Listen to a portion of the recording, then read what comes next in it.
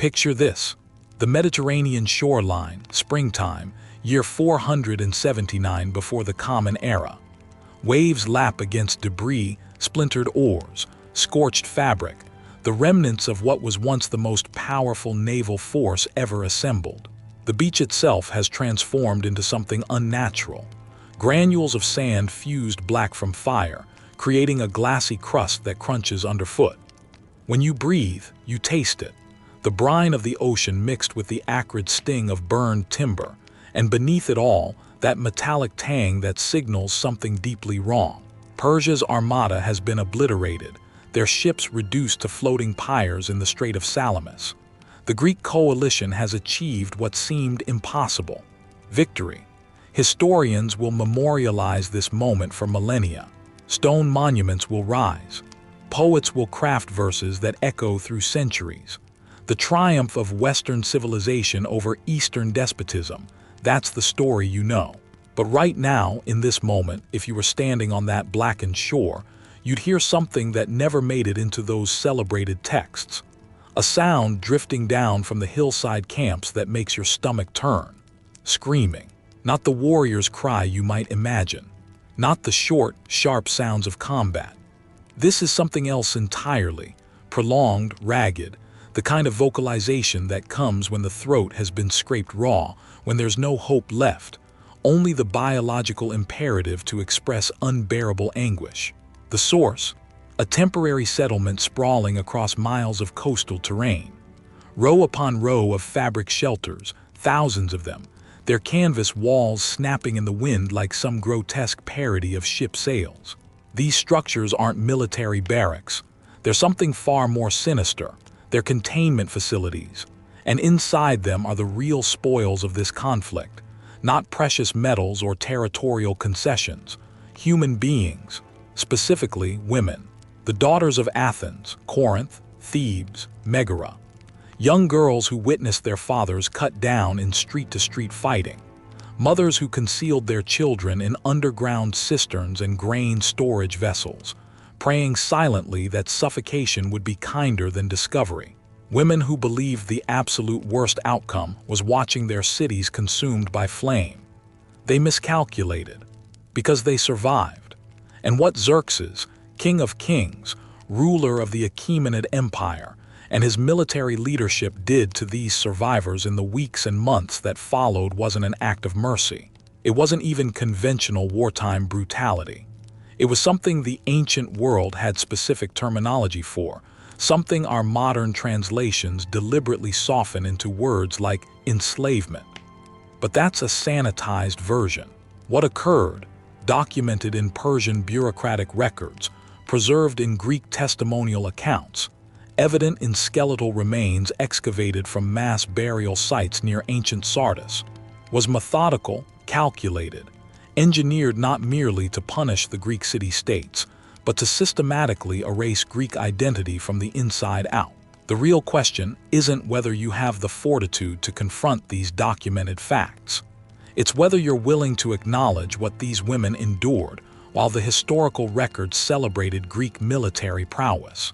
If you've ever questioned why certain historical chapters focus exclusively on battlefield tactics and male commanders while ignoring the women left behind in the ruins, you're in the right place.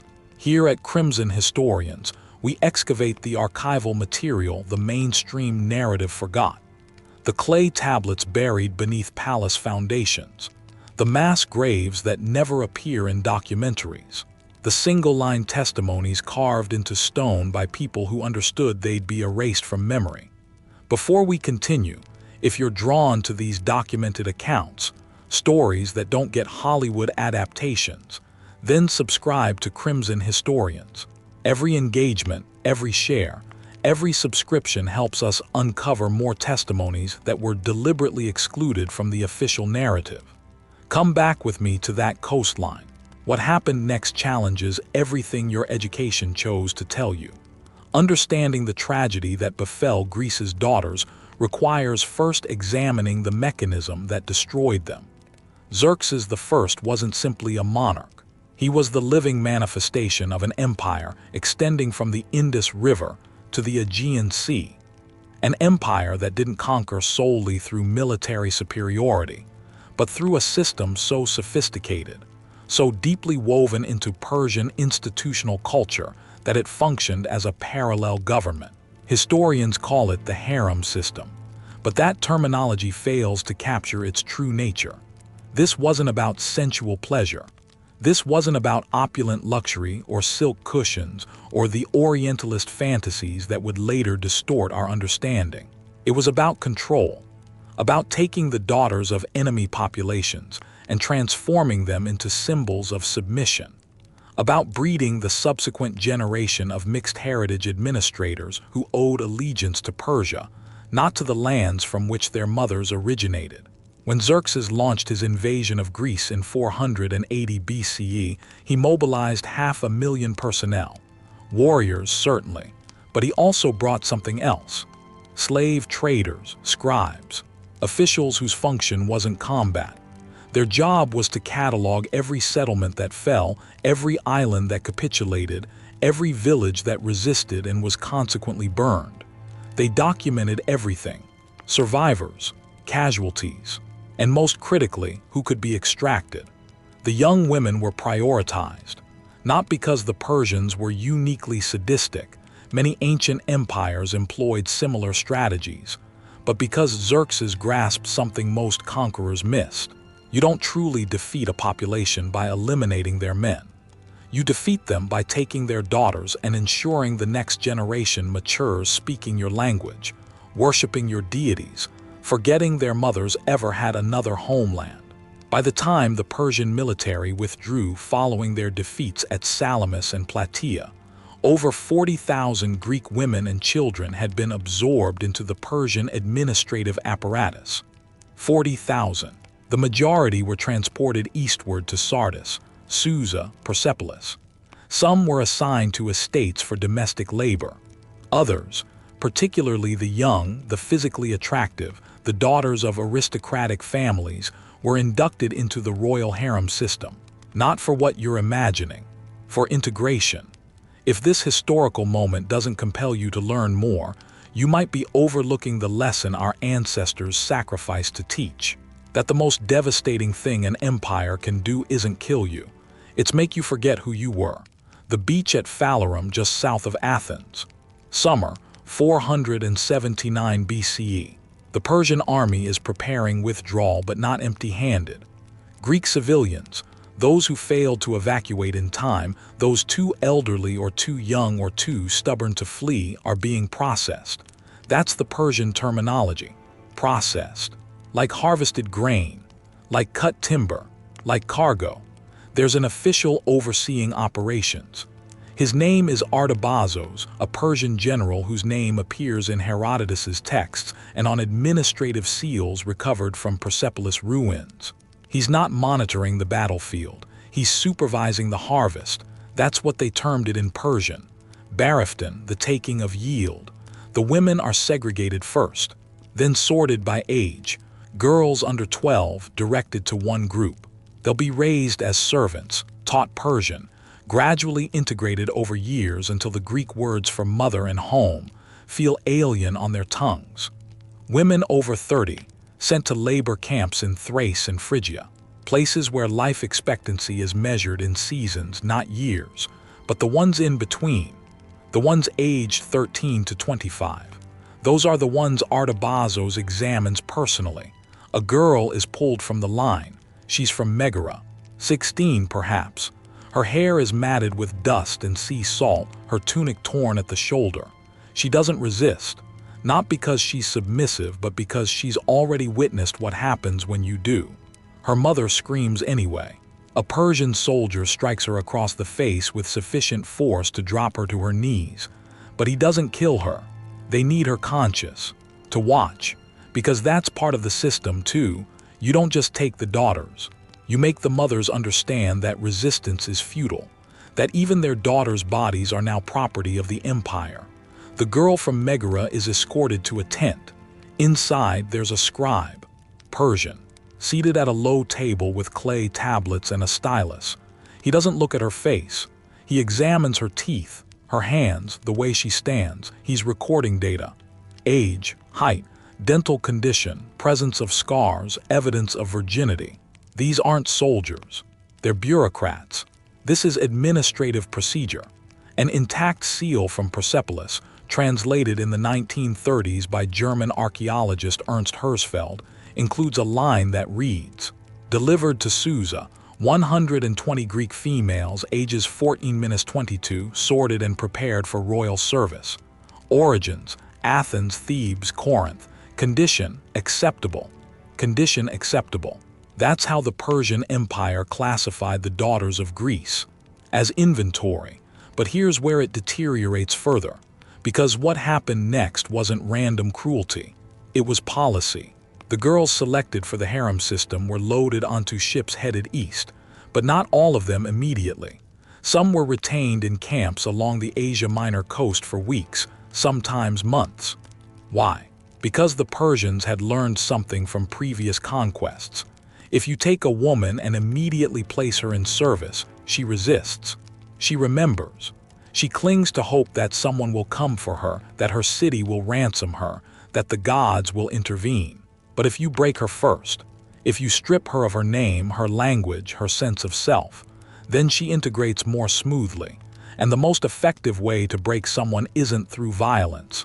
It's through humiliation, through forcing them to participate in their own erasure. There's an account, fragmentary, preserved in a collection of Greek epitaphs from the 4th century BCE. A woman named Cleo from Corinth. She was 13 when the Persians took her.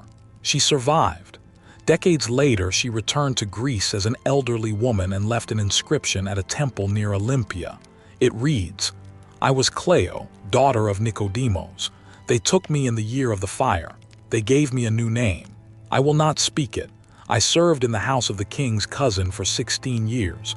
When they freed me, I had forgotten the hymns my mother taught me.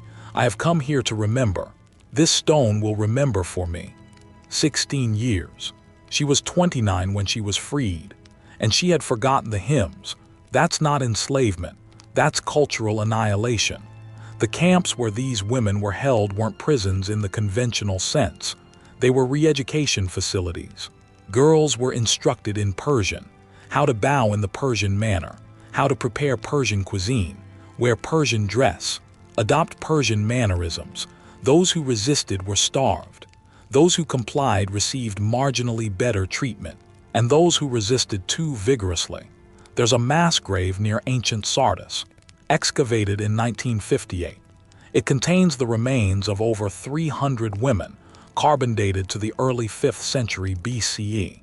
The bones show signs of chronic malnutrition, blunt force trauma, evidence of systematic abuse. The archaeologists noted something peculiar. Almost all of the skulls faced west, as if even in death, they were trying to return home. By late 479 BCE, the first wave of Greek captives reaches Susa, the administrative heart of the Persian Empire. The city is vast, gleaming, impossibly alien to a girl from a Greek village. Columned halls rise higher than any temple in Athens. Gardens bloom with flowers that have no Greek names. The air smells like incense and cardamom, and something sweet she can't identify. And at the center of it all is the palace complex where the royal harem resides. This is where mythology meets documented horror. The word harem conjures images from popular culture. Veils, incense, luxury. But the royal harem of Persia wasn't a pleasure house. It was a political institution. A place where the daughters of conquered peoples were transformed into assets of the empire. Here's how it functioned. According to records from the Persepolis fortification tablets, administrative documents that survived because they were accidentally baked in a fire when Alexander the Great burned the city in 330 BCE. Women entering the harem system were divided into ranks. At the bottom, domestic servants. Above them, concubines. At the top, those selected to bear children for Persian nobles. The objective wasn't pleasure, it was integration. The children born to Greek mothers and Persian fathers would be raised Persian, but with enough Greek blood to serve as intermediaries, translators, administrators in the newly conquered territories. It was genetic colonialism. But not every girl made it that far. There's a girl named Thalia, her name preserved in a Babylonian administrative tablet from 477 BCE. She was 15 when she arrived at Susa. The tablet records that she refused integration and was placed in a disciplinary unit. What that meant exactly is spelled out in another document. Forced labor in the palace weaving rooms, 14 hours daily, minimal rations, no contact with other Greek women. She lasted 8 months, cause of death recorded as exhaustion. But some of the girls did survive the integration process, and what happened to them is, in some ways, worse than death, because they became complicit. There's a letter, an actual letter preserved in the dry sands of Bactria and translated in the 1970s. It's from a woman named Roxane, a Greek name. It means bright. She's writing to her sister back in Thessaly. The letter is dated to around 470 BCE. She writes, "I am well. I have learned the language. I have learned the prayers. The king's steward has taken me as a secondary wife. I have given him a son. He is beautiful. He has your eyes, but he will never know your name. Please do not try to find me. I am not who I was. I am not who I was." That is the sentence that should haunt you, because Roxane survived. She was fed, clothed, elevated in status. She had a child. And in exchange, she gave birth to a son who would grow up Persian, who would never know his mother had once prayed to Athena, who would never sing the lullabies she learned as a girl in Thessaly. This was the true strategy, not massacre. Massacre creates martyrs. Songs are written. Stories are told. The dead become immortal. But assimilation, slow, methodical, bureaucratic, taking the daughters of your enemies and turning them into the mothers of your next generation of administrators. And it worked.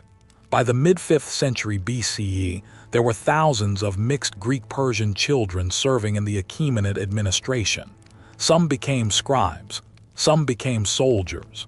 Some governed the very territories their mothers had once called home. Xerxes didn't just invade Greece. He tried to absorb it. If you're still watching, it's because part of you knows this story needs to be told. Subscribe to Crimson Historians, not for us but for them, for the girls whose names were erased, for the mothers who watched their daughters taken east and never saw them again. This is their testimony, and it only survives if we refuse to let it be forgotten. Not all of them remained in Persia. Some, very few, but some, came back.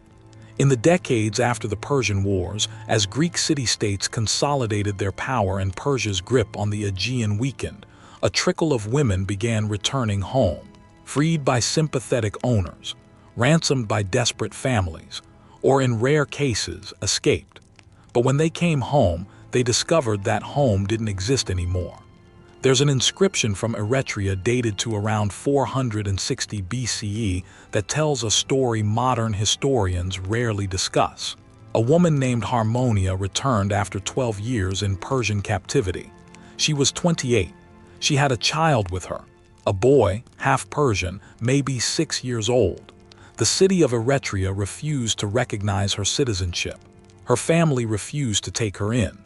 The reason, recorded bluntly in the city's legal archives: she has been defiled by barbarian touch and has borne a child of mixed blood. To accept her would be to accept the enemy. She and her son were turned away. The inscription ends there. We don't know what happened to them. This is the part of the story that doesn't fit the heroic narrative, because Greece won the war. Athens became the heart of democracy, philosophy, art. The Persian threat was repelled. Poets wrote epics, sculptors carved marble, and no one wanted to talk about the daughters who came back broken, or the ones who never came back at all. A historian named Theopompus, writing in the 4th century BCE, made a passing reference to the silent women, Greek survivors of Persian captivity who lived on the margins of society, unable to reintegrate, unable to speak of what had been done to them. He wrote, "They are like shadows. They move through the agora, but no one sees them. They were taken, and though they returned, they are still gone." The silent women, that's what Greece called them. And then, over time, they stopped calling them anything at all. By the time Herodotus wrote his histories in the 440s and 430s BCE, the focus was entirely on battles, strategies, the glory of Greek resistance.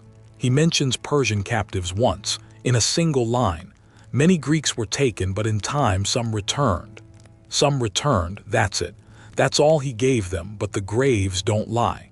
Across Greece, especially in regions that saw heavy Persian occupation, archaeologists have found burial sites from the mid-5th century BCE containing women's remains with unusual characteristics, signs of malnutrition consistent with long-term captivity, skeletal trauma, and in several cases, evidence of childbirth at very young ages.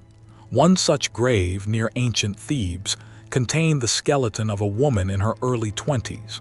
Beside her, a small clay tablet inscribed in Greek. It reads, "I am daughter of no one, I am mother of no one, I am the forgotten. Let this mark that I was." No name, just that. So why does this story matter? Because it's not about Xerxes. It's not even about Persia. It's about what happens when empires decide that the most effective weapon isn't the sword. It's silence. Xerxes invaded Greece and lost. His fleet burned at Salamis. His army was crushed at Plataea.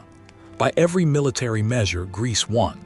But if you measure victory differently, if you count the daughters taken, the identities erased, the mothers who spent the rest of their lives staring at the eastern horizon, then the question becomes harder to answer. Because those women didn't die gloriously. They didn't become martyrs. Most of them simply disappeared into the administrative machinery of an empire, were given new names, bore children who grew up Persian, and faded from Greek memory entirely. And Greece let them, because to remember them would have been to admit that victory came with a cost that couldn't be carved into marble or sung in an epic. It would have meant confronting the fact that empires don't just conquer land. They conquer bloodlines, languages, futures. The philosopher Plutarch, writing centuries later, said something that haunts me. We remember the battles. We name the generals. We build temples to the gods who gave us victory. But the price of war is always paid by those we do not name. The daughters of Hellas paid that price, not with their deaths but with their erasure. And here's the part that should terrify you. This strategy worked. Within 2 generations, the mixed-blood descendants of Greek captives were serving in Persian courts, governing Persian territories, speaking Persian fluently. The cultural erasure Xerxes began didn't end with his death. It rippled forward for decades, quietly, bureaucratically, until the line between conqueror and conquered blurred beyond recognition. That is what happens when you don't tell the stories of the women left behind. They don't just disappear from history. They disappear from existence, but not completely. Because here we are, 2,500 years later, reading clay tablets from Persepolis, translating inscriptions from forgotten graves, finding the one-line testimonies of women who carved their pain into stone because they knew, somehow they knew, that silence was the final death. And as long as we keep reading, keep translating, keep refusing to let their voices be swallowed by time, they're still here. Not in the way they wanted, not in the way they deserved, but here. Let's go deeper. Because there's a dimension to this story that even the fragmentary records hint at but rarely spell out explicitly. The psychological warfare embedded in the harem system. The deliberate deconstruction of identity that went far beyond physical captivity. When a Greek girl arrived at Susa or Persepolis, the first thing that happened wasn't violence. It was renaming. Persian administrators understood something profound about human psychology. Your name is the foundation of your identity. It's how you understand yourself in relation to others. It's the sound that's been attached to you since birth, the word your mother whispered when you were an infant, the way your father called you in from the fields. Take that away, and you've already begun the process of unmaking someone. There's a fascinating administrative document from Persepolis, catalog number PF-1791, that lists the arrival of Greek captives in 478 BCE. It's not the arrival itself that's striking, it's the notation system. Each Greek name is listed, followed by a Persian name, followed by the notation reassigned. Cleo becomes Artazastra. Thalia becomes Parasates. Roxane, already a Persian-sounding name, is nevertheless changed to Amstress. The reassignment isn't random. Persian administrators chose names deliberately, often selecting names that phonetically echoed the original Greek but were distinctly Persian. It created a linguistic uncanny valley. The girl would hear something that almost sounded like her name, but wasn't. A constant auditory reminder that she was no longer who she had been. But the renaming was just the beginning.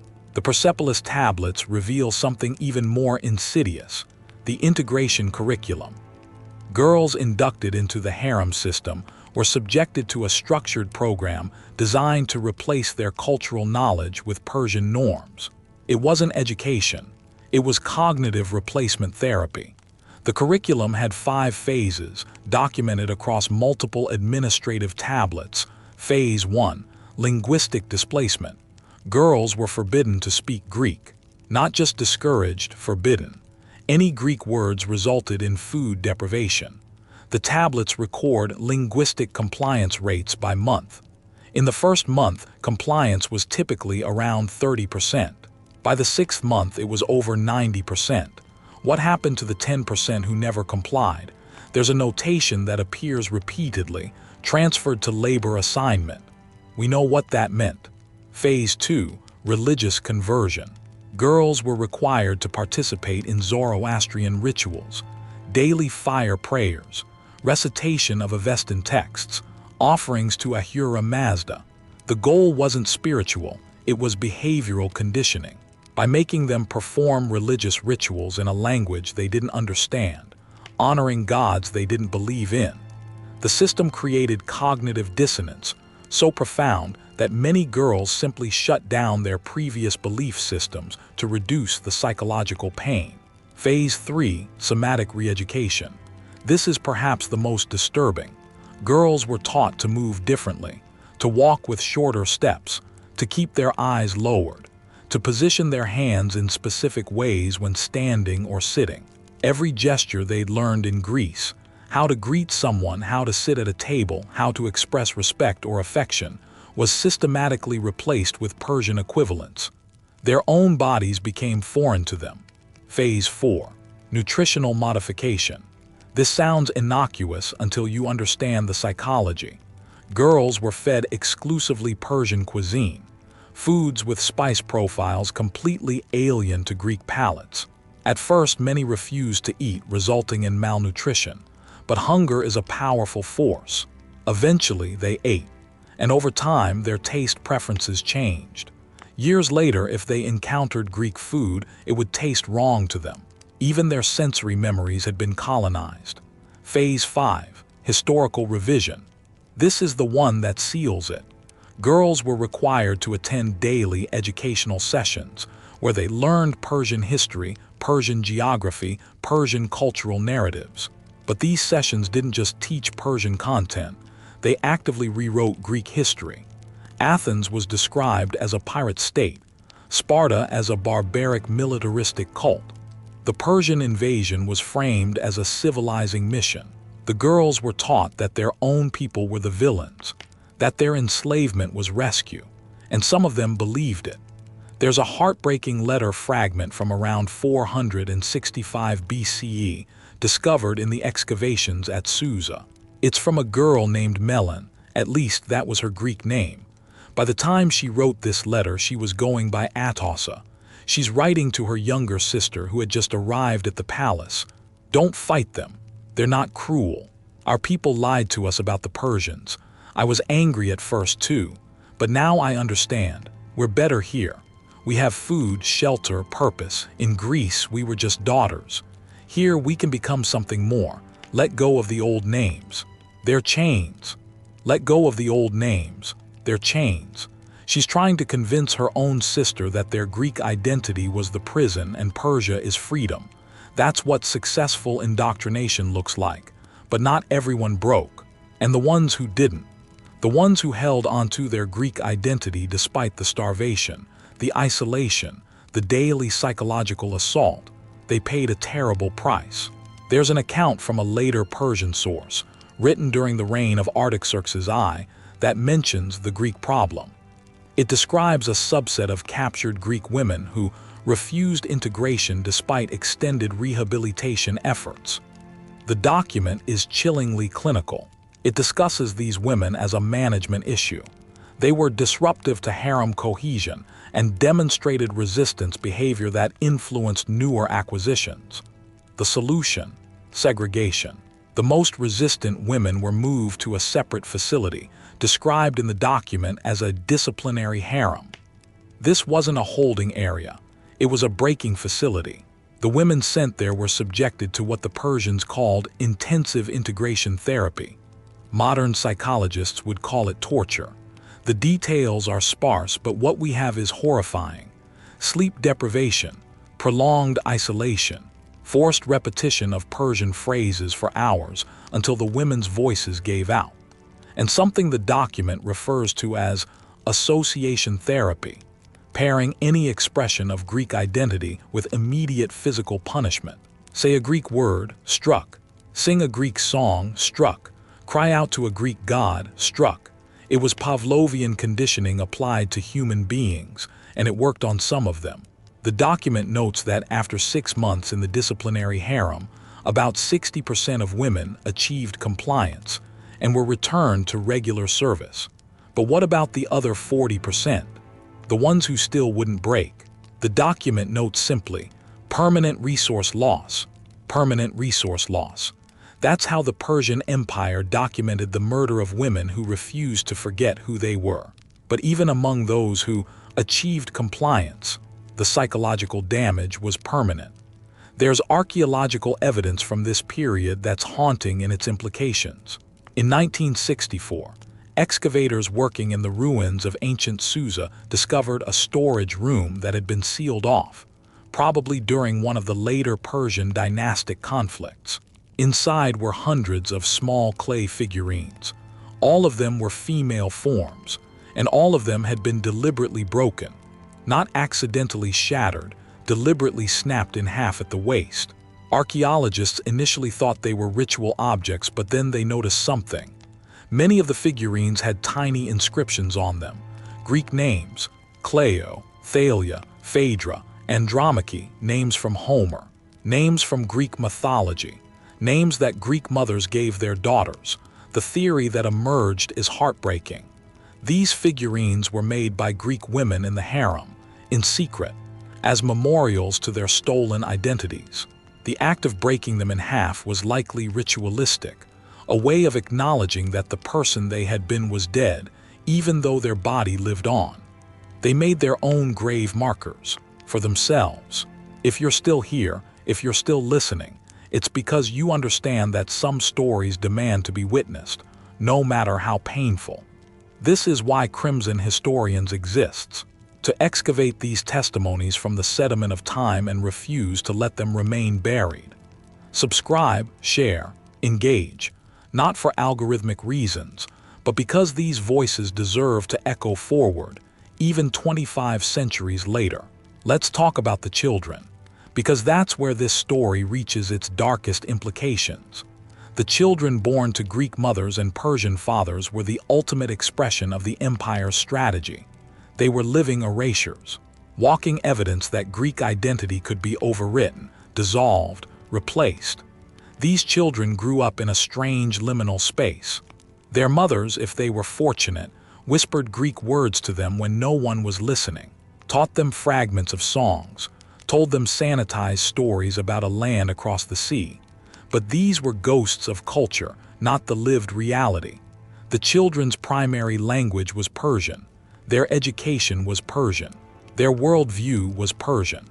They were raised to see themselves as Persian, with perhaps an exotic footnote about maternal heritage. And the truly insidious part: many of these children rose to significant positions in the empire. There's a Persian administrative record from around 450 BCE that lists provincial governors. One of them is named Megabazos, a Persian name, but there's a notation: maternal line, Athenian. This man's mother was a captured Athenian woman.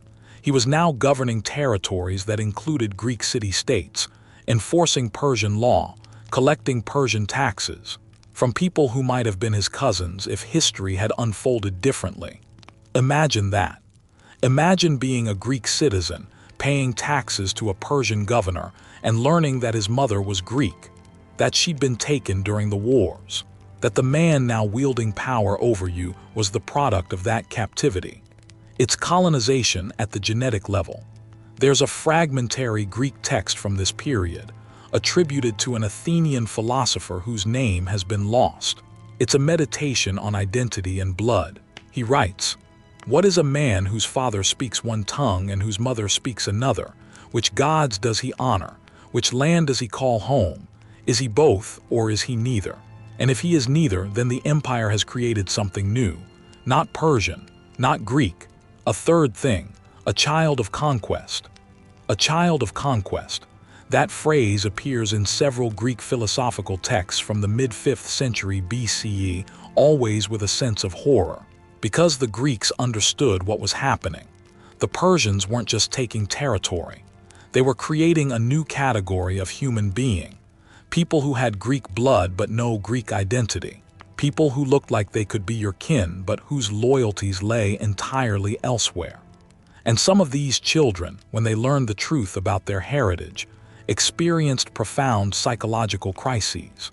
There's a remarkable document from around 440 BCE, a personal letter written by a young Persian official named Artaphornes. He's writing to a mentor, and he's clearly in distress. "My mother told me something before she died. She said she wasn't born with the name Parasates. She said she had another name once, in another life. She said I had grandparents I would never meet, in a city I would never see. She said she wanted me to know, even though it changes nothing. But it changes everything. When I enforce the king's law, whose law am I enforcing? When I pray to Ahura Mazda, whose gods am I denying? She has made me a stranger to myself. She has made me a stranger to myself."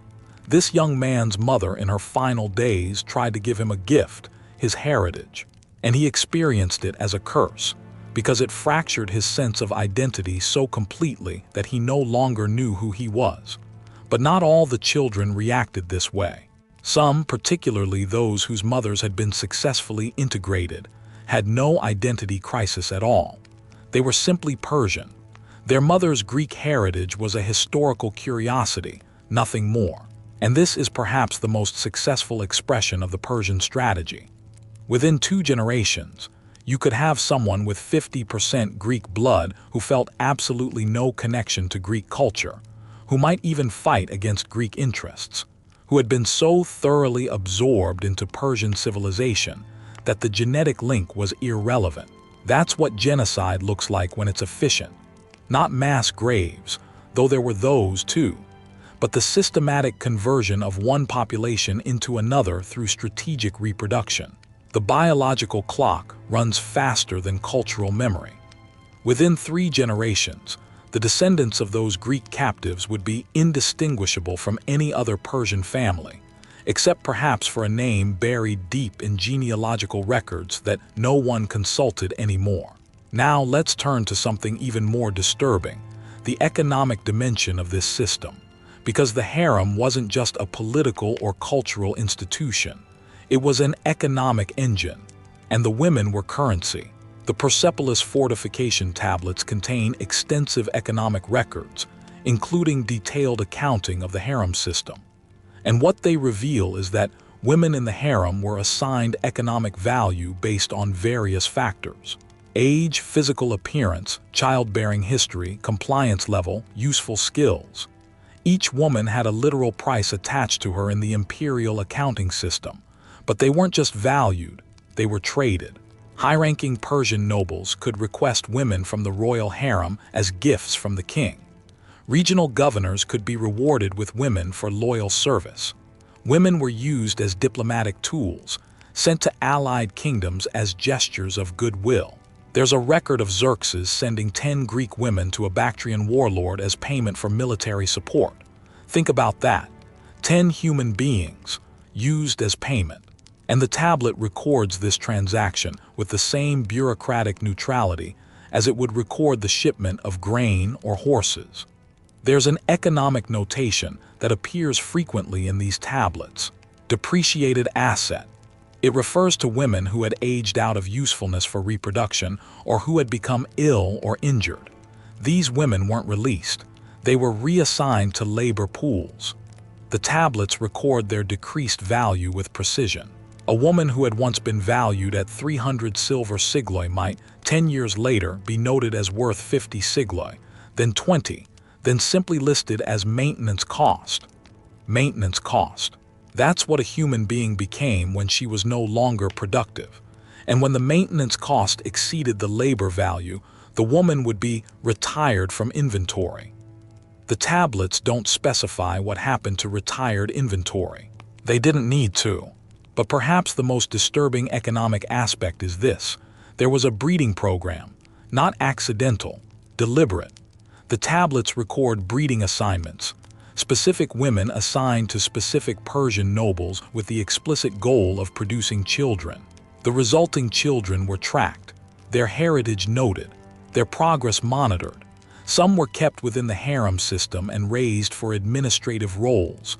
Others were sent to military training. It was livestock management applied to human beings. There's a tablet, catalog number PF-1989, that's particularly chilling. It's a breeding record from 476 BCE. It lists 15 Greek women by their Persian names, the Persian men they've been assigned to, and then, this is the horrifying part, it tracks their production. Artazostra, delivered male child healthy, suitable for scribal training. Amstress, delivered female child suitable for future integration.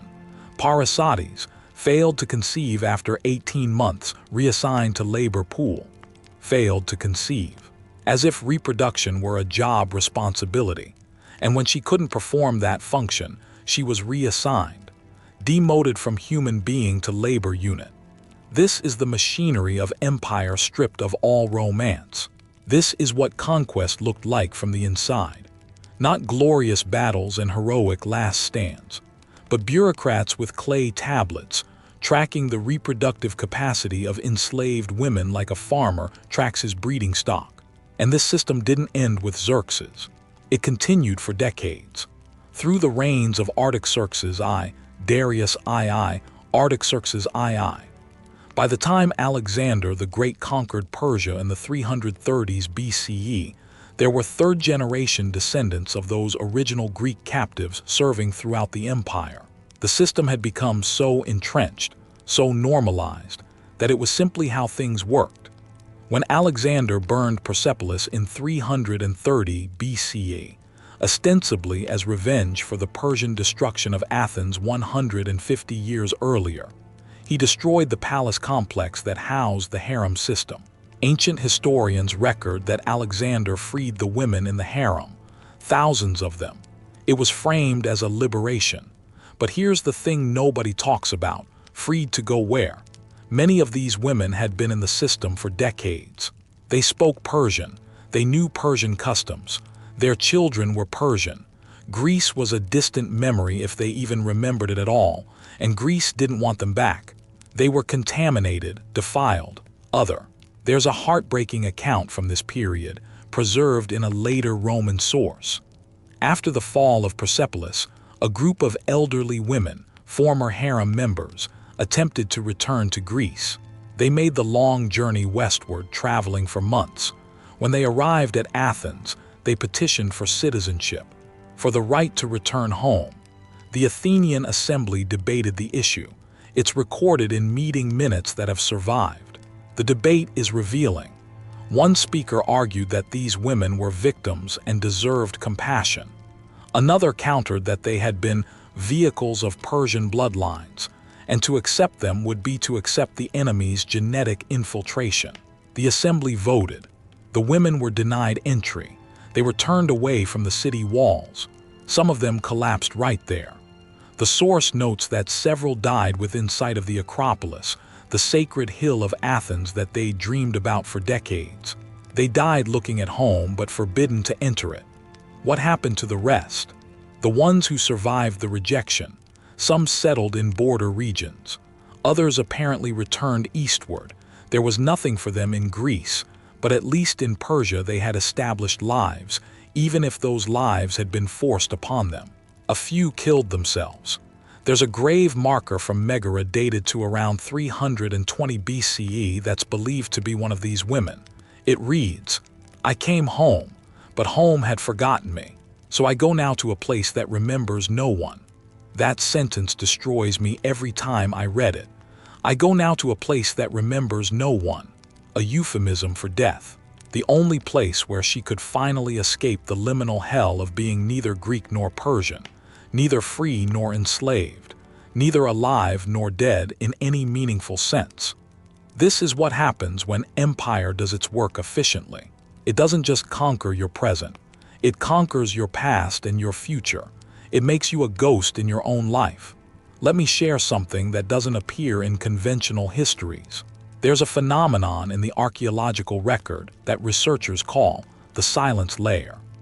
In Greek burial sites from the late 5th and early 4th centuries BCE, there's a statistically significant number of graves containing women's remains, but no grave markers.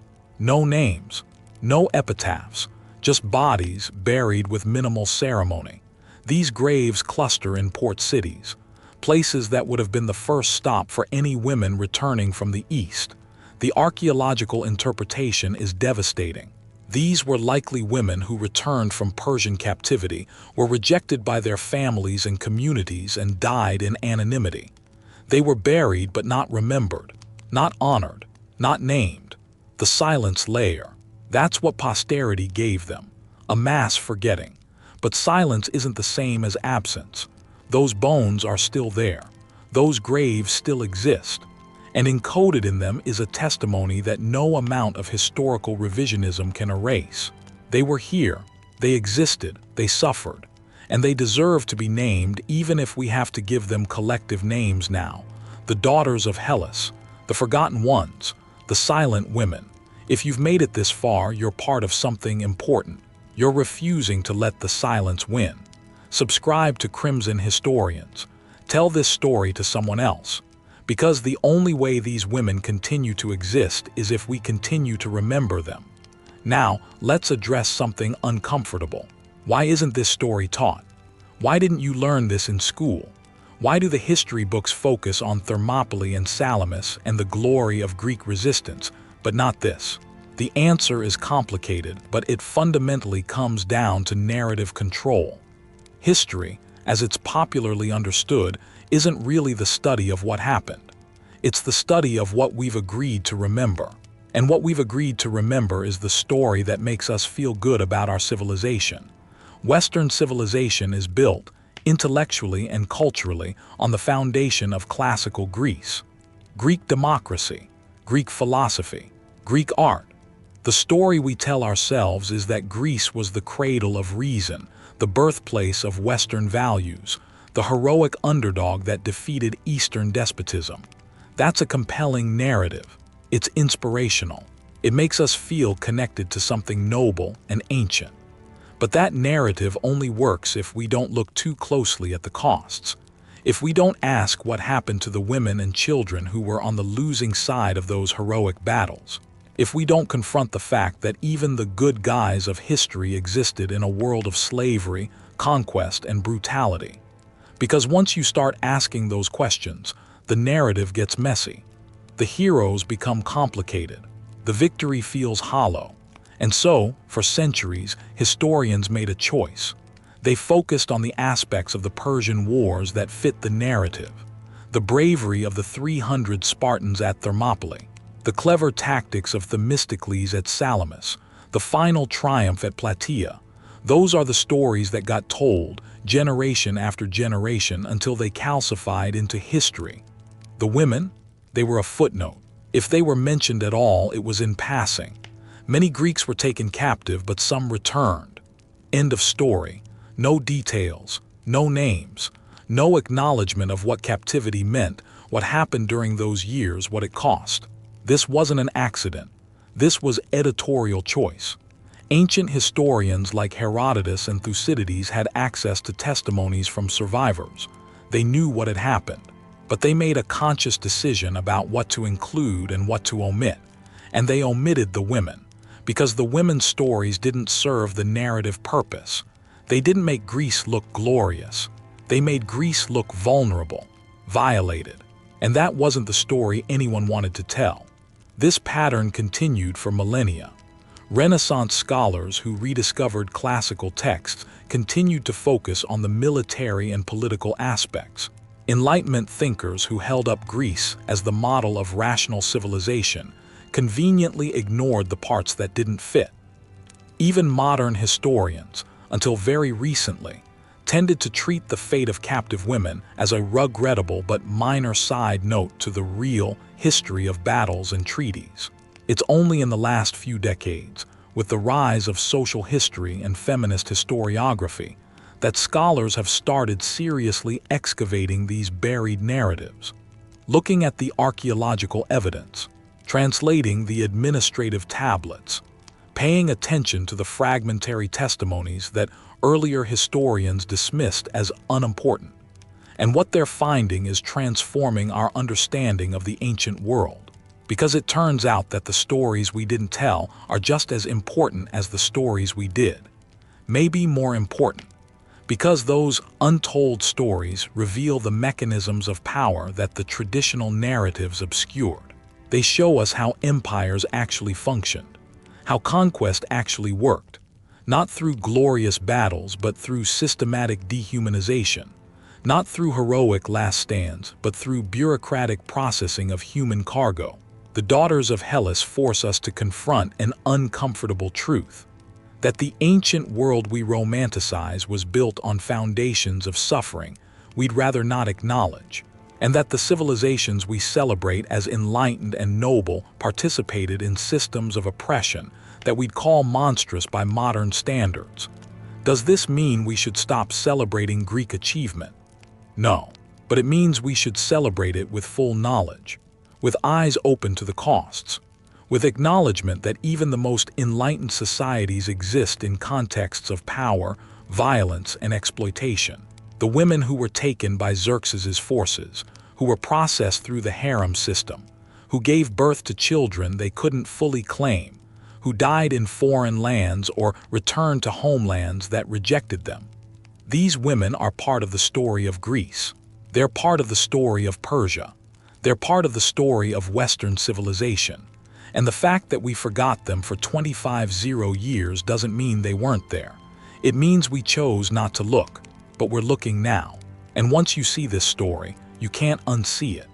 Every time you hear about the glory of Greece, you'll remember the daughters who paid for that glory.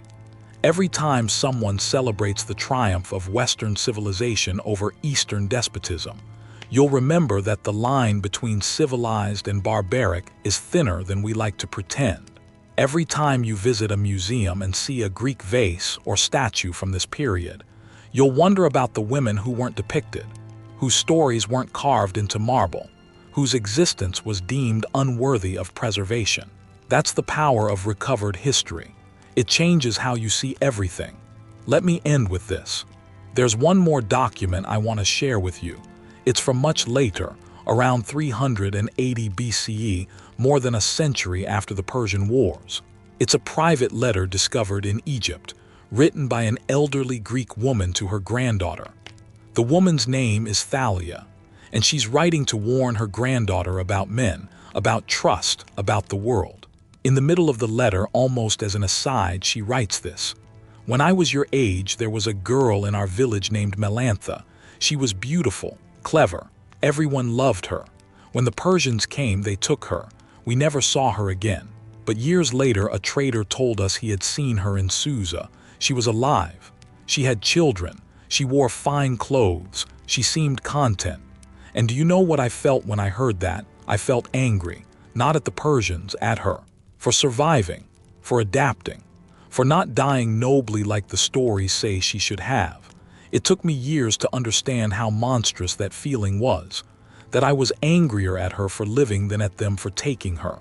She survived in the only way she could, And we made her a ghost because her survival was inconvenient to our pride. I tell you this so you will understand. The world is not kind to women, and it is especially cruel to women who do what they must to survive. Do not judge them, honor them, because one day you may be one of them. Honor them, that's what Thalia is asking. And that's what I'm asking you now, 25 centuries later. Honor the daughters of Hellas. Not with pity, pity is passive. Honor them with memory, with testimony, with refusing to let their erasure be permanent. You've just witnessed one of history's darkest truths. Not the kind written into textbooks, but the kind buried in administrative records and anonymous graves. If stories like this remind you of how fragile human dignity is, how easily voices can be erased when no one fights to remember them, then subscribe to Crimson Historians and keep the past alive. Because some voices deserve to be heard, even if they were silenced 2,500 years ago, especially then. These women existed, they mattered, they suffered, and as long as one person remembers them, they are not completely gone. That person is now you. Carry them forward.